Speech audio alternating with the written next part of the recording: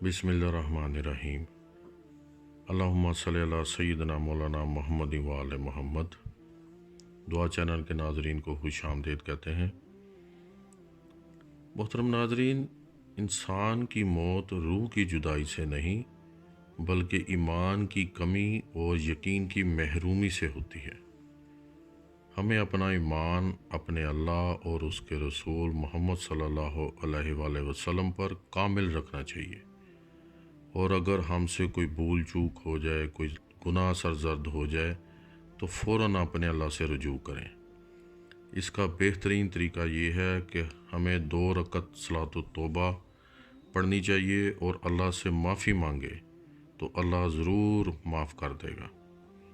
हमें अपनी ज़िंदगियों में इस्तग़फ़ार को लाजिम रखना चाहिए, और 2 कलमात जो हमारे प्यारे अल्लाह को बहुत महबूब हैं, जिनके बारे में हमारे प्यारे नबी मोहम्मद सल्लल्लाहु अलैहि वसल्लम ने फरमाया कि ये कलमात वज़न में बहुत हल्के लेकिन सवाब के लिहाज से बहुत भारी हैं।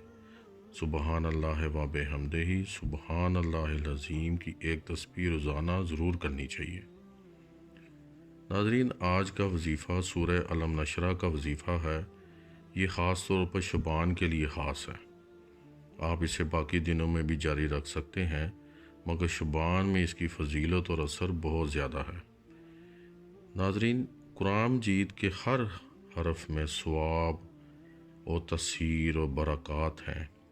ऐसे लोग जो दुनियावी तौर पर काफ़ी परेशान रहते हैं, इनकी याददाश्त ख़राब हो जाती है। ये वजीफ़ा उन लोगों के लिए है जिनके सीने पर बोझ सा रहता है, दिल ज़रा ज़रा सी बात पर डर जाता है, घबरा जाता है और असाब कमज़ोर हो जाते हैं। मुसलसल खौफ में रहने की वजह से क़ुव्वत फ़ैसला बिल्कुल ख़त्म हो जाती है, और वसाइल की कमी की वजह से अनजाने खौफ में रहते हैं, और अनजाने खौफ उनको परेशान करते हैं, और क़ुव्वत इरादी बिल्कुल ख़त्म हो जाती है और कमज़ोर हो जाती है। ये वजीफ़ा उन लोगों के लिए ख़ास है जो लोग इल्म से वाबस्ता हैं और उनका हर काम इल्म का मुख्ताज होता है, जैसे तालिब इल्म, डॉक्टर हज़रात, वकील हज़रात, इंजीनियर हज़रात और इंफॉर्मेशन टेक्नोलॉजी से वाबस्ता हज़रात।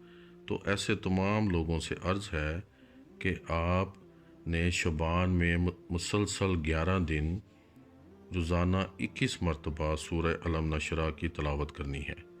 आप एक वक्त मुकर्रर कर लें और उसी वक्त आपने 21 मरतबा सूरह अलम नशरा की तलावत करें। अव्वल और आखिर 3 मरतबा दुरूशी पढ़ें।